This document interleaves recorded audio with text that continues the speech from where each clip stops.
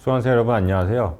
지난 시간에는 1960에서 1970년대 출산 억제 정책이 어떻게 전개되었는가에 대해서 살펴보았습니다. 이번 시간에는 이어서 1980년대 추진된 출산 억제 정책에 대해서 말씀드리겠습니다. 지난 시간에 살펴본 것처럼 6명을 넘던 합계 출산율이 불과 20여 년 만에 2.7명으로까지 낮아졌습니다만 정부는 만족하거나 안심하지 못했습니다. 인구 안정은 여전히 한국 정부의 핵심 과제 중 하나였습니다. 정부는 1980년대 내에 인구 대체 수준의 합계 출산율과 인구 증가율 1%를 달성하는 것을 목표로 삼았습니다. 그리고 이를 위해 1980년대 초부터 다양한 인구 증가 억제 정책을 추진했습니다.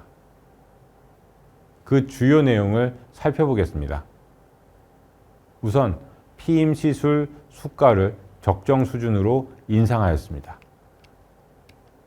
정부 가족계획 사업에서 피임을 위한 정관수술, 난관수술, 자궁 내 장치 시술 등은 개업 의사들을 통해 보급되었습니다. 시술한 의사들은 보건소에서 시술비를 지급받았습니다. 그런데 의사들이 수가가 너무 낮아 피임 시술을 기피하는 문제가 나타났고, 이를 해결하기 위해서 1982년 수가를 크게 올린 것입니다. 예를 들어 자궁 내 장치 시술 시 수가는 1981년 1,800원에서 이듬해 5,000원으로 올랐습니다. 이와 함께 2자녀 이하 불임수술 수용자에 대해 주택자금 및 저소득층 생계비를 우선 지원하는 제도가 시행되었으며, 영세민이 불임시술을 할 경우 특별 생계비를 지급하기도 했는데 자녀 수가 적을수록 우대했습니다. 즉 2명 이하면 10만 원, 3명 이상이면 3만 원을 불임시술 시 지급한 것입니다. 남아선호 가치관을 불식시키려는 노력도 이루어졌습니다.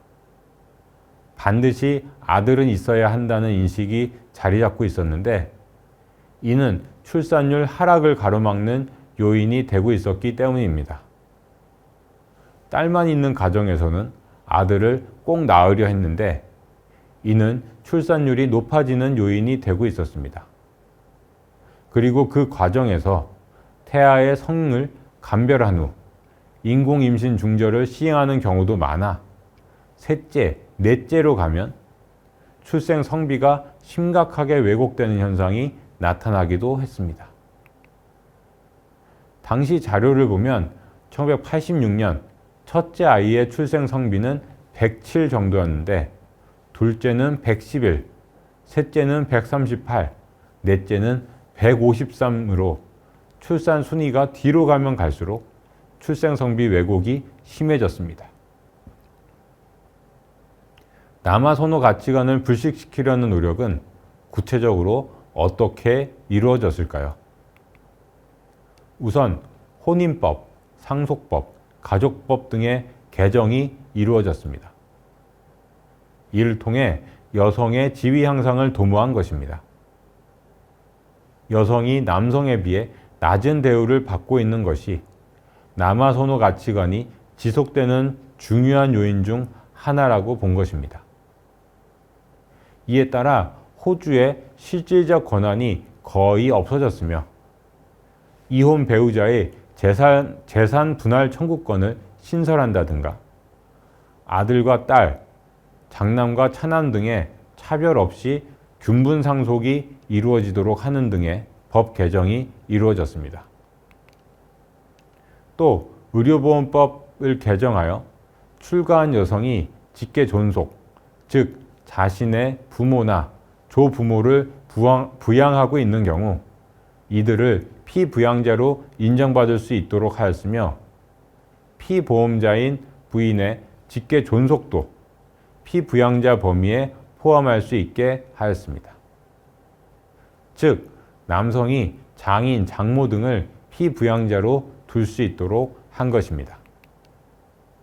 지금 보면 당연한 규정인 것 같은데 의료보험 도입 초기에는 이러한 부분이 인정되지 않고 있었던 것입니다. 1988년에는 남녀 고용평등법이 제정되어 여성의 고용지위 향상을 위한 제도적 틀이 마련되기도 했습니다. 특히 1989년 개정을 통해 동일 노동에 대해서는 동일 임금을 지급하고 1년 이내 육아휴직 기간을 근속 연수에 포함시키며 결혼, 퇴직 등 여성 근로자에 대한 차별 행위를 금지하는 등 여성 고용 지위와 관련해 의미 있는 변화가 이루어지기도 했습니다. 1980년을 전후한 시기 가족계획 사업 9호도 남아선호 가치관을 불식시키고 한 자녀만 갖도록 유도하기 위해 만들어졌습니다. 대표적인 것이 잘 키운 딸 하나, 10아들 안 부럽다입니다. 그렇다면 1980년대 출산 억제 정책의 성과는 어떠했을까요? 정부는 1981년 2.7명이던 합계 출산율을 1988년까지 인구 대체 수준인 2.1명으로 낮추며 1986년 인구 증가율을 1.49%로 낮춘다는 목표를 설정했습니다. 그리고 이를 위해 계속해서 자궁 내 장치 시술, 불임 시술 등 피임법을 보급하기 위한 정책을 추진하여 피임 실천율을 1982년 56%에서 1986년 67%로 높이고자 했습니다. 그럼 이제 실제 성과를 보겠습니다. 우선 1982년에서 1986년 피임 보급 실적은 상당히 양호했습니다. 표는 각 경제발전계획 추진 시기별 정부의 피임 보급 실적의 추세를 나타낸 것입니다. 1982에서 1986년 수치 중 가장 눈에 띄는 것은 불임 시술이 급증했다는 점입니다. 1977에서 1981년 불임 시술 시행 건수가 급증했다고 앞서 말씀드렸는데 이 시기에는 그보다 58.7% 증가하여 173만 건에 이르렀습니다. 이 시기 정책 성과와 관련해 또 하나 주목할 것은 피임 시술을 받는 여성의 연령이 낮아지고 자녀 수도 적어졌다는 점입니다. 이 표는 정부 지원을 받아 피임 시술을 한 여성의 평균 연령과 자녀 수를 나타낸 것인데 1981년과 1986년을 비교해 보면 평균 연령은 불과 5년 사이에 거의 3세가 낮아졌고 평균 자녀의 수는 1명이 줄어들었습니다. 그 이전인 1976년과 1981년 사이의 변화에 비해 변화폭이 훨씬 크다는 것을 알 수 있습니다. 이는 출산율 하락이라는 측면에서 볼 때 긍정적인 변화였다고 이야기할 수 있을 것입니다. 이러한 성과에 힘입어 합계 출산율은 빠르게 낮아졌습니다. 앞서 합계 출산율을 1988년까지 인구 대체 수준인 2.1명으로 낮추는 것을 목표로 설정했다고 했는데 이 목표 달성은 5년이나 앞당겨져 1983년 실현되었습니다. 그리고 인구 증가율도 낮아져 1986년 인구 증가율은 1.25%에 그쳤습니다. 목표였던 1.49%보다 크게 낮은 수준이었습니다.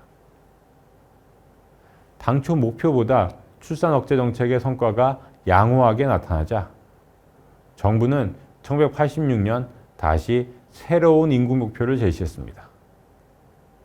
합계 출산율을 1984년 2.1명에서 1995년까지 1.75명으로 낮추며 인구 증가율도 1993년까지 1% 수준으로 낮추겠다는 것이었습니다. 그리고 이를 위해 1985년 70.4% 수준이던 부인의 피임 실천율을 1991년까지 76.2%로 높인다는 목표도 설정했습니다. 그런데 이러한 목표도 당초 계획에 비해 매우 빠르게 달성되었습니다. 합계 출산율은 1987년 1.6명으로 낮아졌으며 인구 증가율을 1% 수준으로 낮춘다는 목표도 1986년 달성되었습니다. 여성의 피임 실천율 역시 1988년 77.1%로 1991년 목표로 잡은 76.2%를 넘어섰습니다.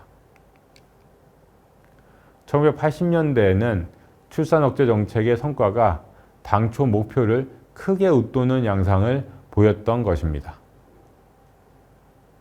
지금까지 1980년대 추진된 출산 억제 정책에 대해서 살펴보았습니다. 다음 시간에는 1990년대 전반기 출산 억제 정책의 마무리를 주제로 말씀드리겠습니다.